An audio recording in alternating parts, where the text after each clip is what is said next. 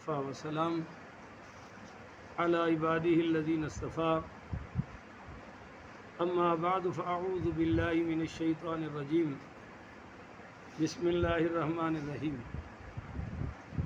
معزز سامعین، 10 اگست بروز جمعرات 2023 بعد نماز فجر آج اللہ تعالیٰ کے فضل و کرم سے، اللہ تعالیٰ کی عطا کی ہوئی توفیق سے، اللہ تعالیٰ کی مدد سے ہم انشاءاللہ سورہ طٰہٰ کا آغاز کر رہے ہیں۔ کہہ دیں الحمدللہ۔ اللہ قبول فرمائے، آمین۔ سب کہو نا بھائی آمین۔ ابھی نماز پڑھی ہے، قبولیت کا ٹائم ہے۔ اللہ اس کی ساری برکتیں ہمیں عطا فرمائے، عمل والی باتوں پر اللہ عمل کی توفیق عطا فرمائے، جن باتوں سے بچنا چاہیے اللہ تعالیٰ حفاظت فرمائے۔ یہ جو طٰہٰ ہے، یہ پہلا کلمہ ہے، پہلی آیت ہے اس سورت کی۔ حروف مقطعات میں سے یہ ایک حرف ہے۔ میں پچھلے چونکہ سورہ مریم کا آغاز بھی حروف مقطعات سے ہوا تھا، اس میں نے عرض کر دیا تھا کہ یہ حروف مقطعات اللہ اور اس کے درمیان رسول کے درمیان راز ہیں۔ سبحان اللہ۔ اللہ جانتا ہے اور اس نے اپنے رسول پاک علیہ الصلاۃ والسلام کو بھی علم عطا فرمایا ہے۔ اب دو باتیں آپ ذہن میں رکھیں۔ کبھی ایسا ہوتا ہے کہ سرکار دو عالم صلی اللہ علیہ وآلہ وسلم نے کوئی مسئلہ بتایا نہیں، تو جو مسئلہ حضور نے وقتی طور پر بتایا نہیں، یہ سمجھتے ہیں کہ حضور کو آیا نہیں، اور ہم سمجھتے ہیں کہ حضور نے توجہ نہیں فرمائی۔ آپ نہیں سمجھے میرا خیال۔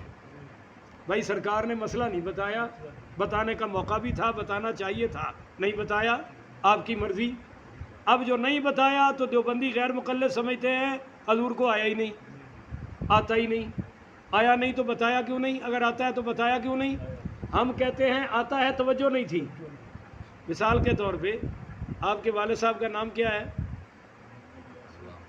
آپ سے پوچھ رہا ہوں، غلام مصطفیٰ۔ اب پہلے ان کی توجہ نہیں تھی، کیوں جی ایسے ہی ہے؟ ابھی جب آپ بیٹھے ہوئے تھے تو آپ کی توجہ، آپ سب کو اپنے باپ کا نام آتا ہے، دادے کا نام آتا ہے، مگر آپ کی توجہ، جو ہی میں نے پوچھا تو آپ کی توجہ ہو گئی۔ وہ کچھ تھے بولیا کرو میں مرنے والا ہو جانا، آپ کی فوری توجہ ہو گئی۔ جو ہی میں نے پوچھا کہ آپ کے والد کا نام کیا ہے، آپ کی توجہ ہو گئی۔ پہلے توجہ نہیں تھی، علم تھا، پتہ بھی تھا کہ والد کا یہ نام ہے، توجہ نہیں تھی۔ تو جو سرکار نے مسئلہ نہیں بتایا، توجہ نہیں فرمائی۔ علم میں تھا، بولو علم میں۔ اور کبھی ایسا بھی ہوا ہے کہ کسی نے پوچھا ہے اور فرمایا کل بتاؤں گا، تو یہ اس بات کی دلیل ہے کہ حضور اپنے پاس سے نہیں بتاتے، اللہ کے دیے ہوئے علم سے بتاتے ہیں۔ مسئلہ حل ہو گیا؟ منڈا توڑا قرض لا رہے ہیں بھائی۔ تو سورہ طٰہٰ، مولانا اکرم آوان صاحب ہیں دیوبندیوں کے، ایک صوفی عالم گزرے ہیں، ان کی 2 تفاسیر چھپی ہیں۔ ایک اسرار التنزیل ہے جو انہوں نے اپنے قلم سے لکھی ہے، وہ ذرا مختصر ہے۔ پھر ایک 30 جلدوں میں ان کے درس چھپے ہیں، جو انہوں نے الحمد سے لے کر والناس تک درس قرآن دیا ہے نا، وہ تفسیر چھپ گئی 30 جلدوں میں۔ وہ سورہ طٰہٰ میں اس کی 16ویں جلد میں، اس کا نام ہے اکرم التفاسیر۔ اکرم اوان صاحب تھے نا، فوت ہو گئے، چکوال میں ہے ان کا وہ مرکز وغیرہ، مینارہ۔ وہ یہاں لکھتے ہیں کہ حروف مقطعات کا علم اللہ نے حضور کو بھی عطا فرمایا ہے اور اپنے ولیوں کو بھی عطا فرمایا ہے۔ اب لگاؤ فتویٰ ان پہ جو لگتا ہے، ہم نے تو بات کر دی۔ تو یہ سورت مکہ مکرمہ میں نازل ہوئی، یعنی سورت ہے مکی، اور اس میں 8 رکوع ہیں۔ بولو جی کتنے؟ 8۔ اور اس کی آیتوں کی تعداد 135 ہے، اور 1641 اس کے کلمات ہے، 5242 اس کے حروف ہے۔ یہ کب نازل ہوئی؟ جب مسلمانوں پر ہر طرف سے تنگیاں تھیں، ہر طرف ان پر ظلم و ستم ہو رہا تھا، یہ وہ وقت تھا جب حضرت عمر رضی اللہ تعالی عنہ ابھی تک اسلام حضرت عمر کے کلمہ پڑھنے سے پہلے یہ صورت نازل ہو چکی تھی.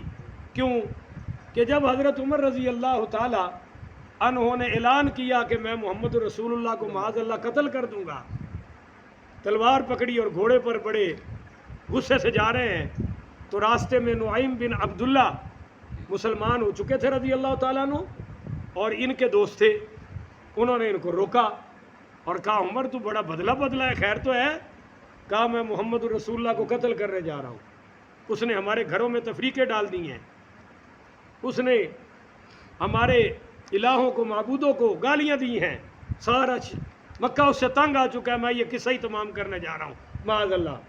تو نعیم بن عبداللہ نے 2 باتیں کہیں بڑی کمال کی، اور ان 2 باتوں نے عمر کی زندگی بدل دی.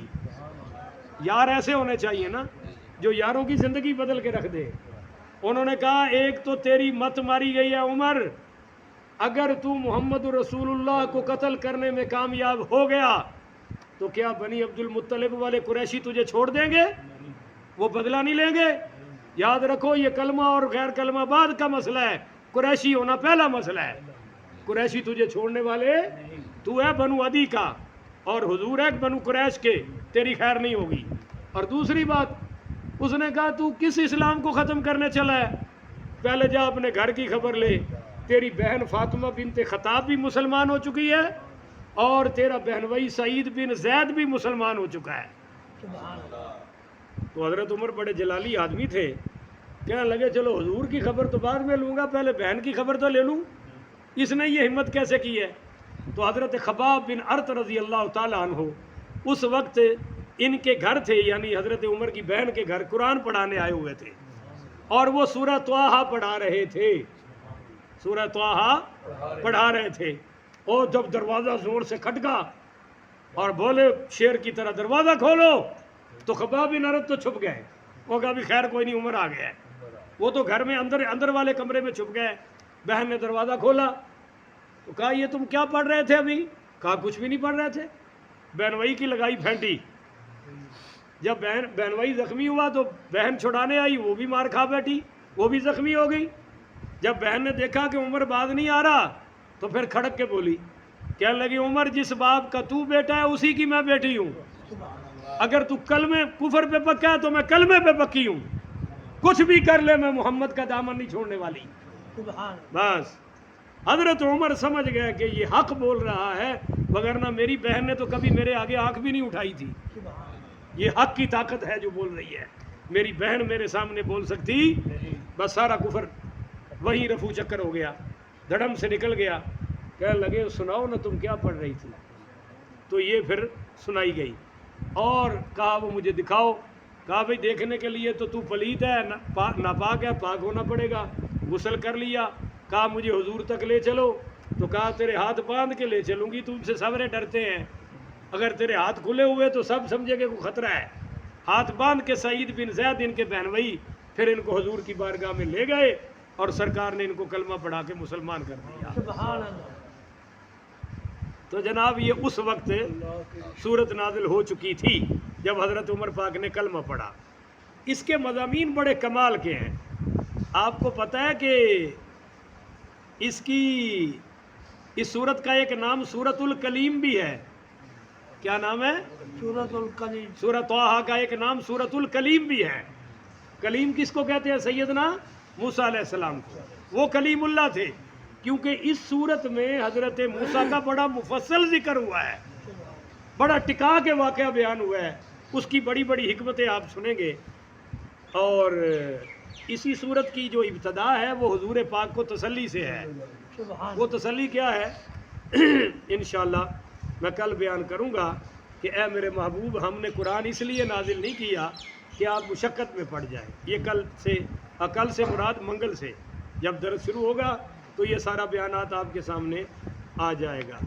حضرت موسیٰ علیہ السلام کا پھر ذکر ہے تفصیل کے ساتھ کہ جب انہوں نے طور پہاڑ پہ آگ لینے گئے تو اللہ نے پیغمبری عطا فرما دی.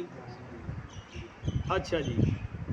اور پھر انہوں نے دعا کی کہ اللہ نے جب حکم دیا کہ جاؤ پھر فرعون کو تبلیغ کرو تو کہا پھر میرا بھائی بھی میرے ساتھ بھیجو، اس کو میرا وزیر بنا دو۔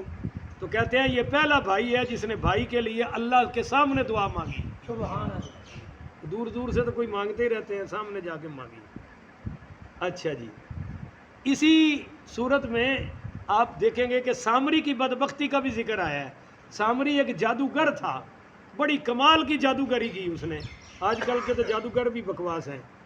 آخر میں پھر سیدنا آدم علیہ الصلوۃ والسلام کا ذکر بیان ہوا ہے۔ دیکھو نا، پچھلی صورت میں بھی نبیوں کا ذکر آیا اور اس میں بھی نبیوں کا ذکر ہو رہا ہے۔ حضرت آدم علیہ السلام کا بڑا کمال کا قصہ بیان کیا گیا ہے، اور فرعون کی ہلاکت کا بھی ذکر کیا گیا ہے، اور یہ بتایا گیا ہے کہ انسان وہی ہے جو غلطی کر کے معافی مانگ لے۔ سبحان اللہ۔ غلطی کر کے معافی مانگنا صفت آدم ہے، اور غلطی پہ اڑ جانا صفت شیطانیت ہے۔ تو اور بھی بہت سارے انشاءاللہ علمی مضامین ہوں گے اور علمی باتیں ہوں گی۔ ہم انشاءاللہ منگل سے اس کی تفسیر میں داخل ہو جائیں گے۔ آج اس کا یہ مختصر سا تعارف تھا۔ اللہ تعالیٰ مجھے اور آپ کو حق سمجھنے کی توفیق عطا فرمائے، قرآن پاک سے کامل فہم نصیب فرمائے۔ آمین۔ آخر ودعوانا ان الحمدللہ رب العالمین۔